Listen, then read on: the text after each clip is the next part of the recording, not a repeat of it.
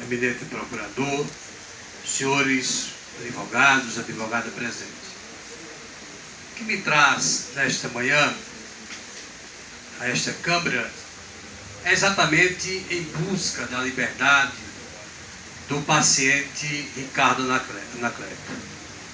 Na verdade, senhores desembargadores, o doutor Zenival da Costa Santos, juiz da comarca de Solânia, decretou a prisão preventiva do paciente em uma audiência pela qual não pertencia aos autos a conduta que estava sendo imputada a ele. O juiz de Solânia, doutor Zenival, intimou, ou melhor dizendo, intimou o paciente para uma audiência para que ele pudesse responder em audiência de conciliação. Aliás, uma audiência em razão de ele ter praticado uma conduta prevista na lei das contravenções penais, e ali foi oferecida a ele uma transação e ele aceitou, mas imediatamente o juiz de Solânia decretou a prisão preventiva em razão de ele estar respondendo o processo da lei prevista na lei 11.340/2006, a denominada Lei Maria da Penha, contra a sua esposa. O inquérito policial, o que me chama a atenção é que o inquérito policial foi entregue à Justiça, remetido dia 24/2/2014. A prisão do acusado, do paciente, se deu exatamente dia 1º de abril de 2014, sem que houvesse nem sequer uma denúncia do Ministério Público, não estava ainda em processo de instrução, e antes mesmo do oferecimento da denúncia, e na fase de instrução criminal, o doutor Zenival, com todo respeito, dada velha, ele decretou a prisão preventiva do cidadão. O que me chama a atenção, senhores desembargadores e relator, é que no decreto preventivo, o doutor Zenival, ele argumenta que o acusado se trata de um elemento, um cidadão de alta periculosidade, e que responderia vários processos daquela comarca, e que também responderia um processo por estupro de vulnerável. Evidentemente, a defesa se preocupou com isso, mas nos autos estão provados de que, na verdade, ele respondeu, sim, uma contravenção penal.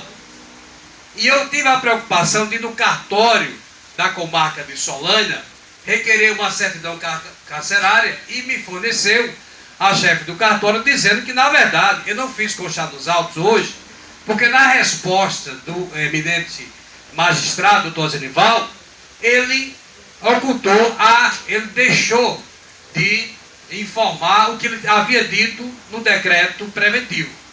Ele reconheceu, evidentemente, que o acusado tão somente respondeu a uma contravenção penal e agora está respondendo essas acusações contra a sua esposa.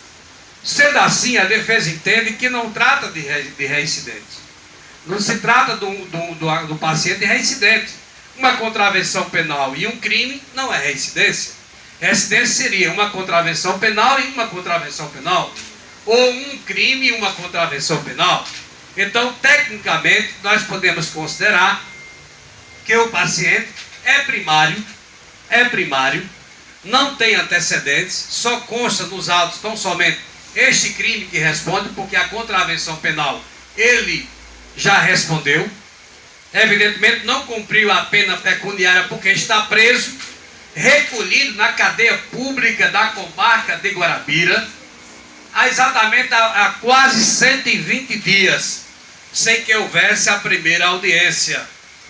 Está recolhido na cadeia pública, ele é casado, ele, aliás, vive em união estável com a vítima, tem 3 filhos, reside juntamente com a sua mãe, com a família, que infelizmente eu não vou discutir o mérito, porque aí vai ser na fase da instrução probatória da própria comarca, mas é um cidadão que tem residência fixa, família constituída, goza de bons antecedentes, tem profissão definida, é pintor, e na verdade está encarcerado pelo decreto preventivo, que a defesa considera genérico, data velha. Não havia necessidade de decretar a prisão preventiva, em uma audiência que ele respondia por simplesmente uma contravenção penal, e o juiz, ele diz na sua resposta, as informações, que ele nem chegou a ver o processo, até porque ele estava com o Ministério Público. Ele não analisou ainda o inquérito que estava se transformando em processo que nem era processo. Por quê? O processo só acontece com o oferecimento da denúncia e recebida a denúncia. E no caso em tela, nem sequer a denúncia tinha sido oferecida. E ele decretou a prisão preventiva, baseado para a garantia da ordem pública e social. Na verdade, o paciente não oferece nenhum grau de periculosidade. A questão das agressões contra a sua esposa vai ser discutido no decorrer da instrução probatória. O doutor juiz, com todo respeito, doutor Zenival, simplesmente decretou lá sem ter conhecimento do inquérito, dos autos, e aí a defesa inconformado, e tem mais, entendo eu que ele poderia, mediante as informações que ele teve da própria vítima ou da mãe do acusado, aplicado qualquer uma das medidas protetivas que a própria Lei 11.340/2006, a Lei Maria da Penha, impõe ao juiz. Ele deveria, evidentemente, com todo respeito, aplicar qualquer medida protetiva, ou até mesmo qualquer uma das medidas cautelares do artigo 319 do Código de Processo Penal. Mas decretar uma prisão preventiva sem que tenha, na verdade, ele não teve nem sequer conhecimento ainda do inquérito. Como eu disse, o inquérito tinha sido remetido e estava com o promotor para oferecimento da denúncia. Então a defesa, insatisfeita, impetrou com um pedido de revogação da prisão preventiva. Ele não analisou, mas após receber, ser solicitado para prestar as informações, ele deferiu o pedido, porque até então não tinha ainda analisado o pedido de revogação da prisão preventiva. E aí ele, nas suas informações, ele esquece a acusação que infelizmente o próprio juiz fez. Quer dizer, para fundamentar, para argumentar um decreto preventivo, imputar ao acusado, o paciente, uma conduta que não existe, de estupro de vulnerável.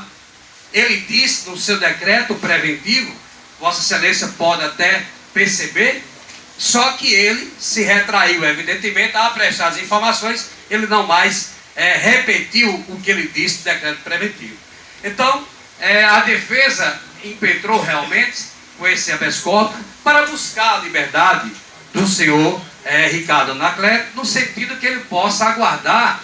E uma coisa importante que é preciso frisar nesse momento é que ele, em nenhum momento, como disse o relatório, e não os nossos argumentos no pedido de impetração do habeas corpus, ele compareceu à delegacia, ele foi ouvir na delegacia, ele compareceu para a audiência lá da contravenção penal, e em nenhum momento ele demonstrou o perigo de fugir, de ir embora. Reside no distrito da Culpa, em Solânia, e portanto, eu acho, no meu ponto de vista, nada mais o decreto preventivo, ele é extremamente ilegal. A prisão é ilegal, não se pode deixar o homem que é primário, tem residência fixa, reside no distrito da Culpa, profissão defendida, encarcerado em uma cadeia pública, lá em Guarabira, distante da sua família, já se faz 120 dias, sem que houvesse nem sequer uma audiência. Não estamos aqui alegando excesso de prazo, mas é preciso dizer isso, e a prisão, na verdade, do paciente, no nosso ponto de vista, é ilegal, e que ele precisa retornar, evidentemente, ao seio da família. Vale lembrar aqui, senhores desembargadores, que foi a própria esposa dele que me procurou, que me constituiu como advogado, por isso eu estou aqui, para tentar, junto aos senhores, a liberdade dele, para que ele possa voltar para o seu familiar e responder o processo em liberdade, amparado pelo princípio da presunção de inocência e preenchido todos os requisitos legais para responder o processo de liberdade. Portanto, ao nosso ver, não estão presentes os requisitos do artigo 312 do Código de Processo Penal. Repetindo para finalizar, foi decretada a prisão preventiva do paciente Ricardo Anacleto em uma audiência pela qual não se discutia o processo que ele estava respondendo pelas agressões à esposa, e sim numa audiência que ele estava respondendo por uma contravenção penal, e sem que o juiz tivesse nem sequer o inquérito na mão. É tanto que ele disse aqui, me permitam ler, ele disse que convertia a prisão em flagrante em prisão preventiva. Ele disse isso no decreto preventivo, para fundamentar: converto a prisão em flagrante em prisão preventiva. Nem prisão em flagrante houve, senhores desembargadores. Havia inquérito tramitando que não era ainda processo, porque o Ministério Público não teria, estava com inquérito e não ofereceu a denúncia. Então, na verdade, trata-se de um caso sui generis, e aqui a defesa implora, clama pela liberdade do senhor do paciente Ricardo Anacleto, que ele possa responder o processo de liberdade. É assim que a defesa faz a sustentação oral. Muito obrigado. Palavra com o relator. Senhor presidente,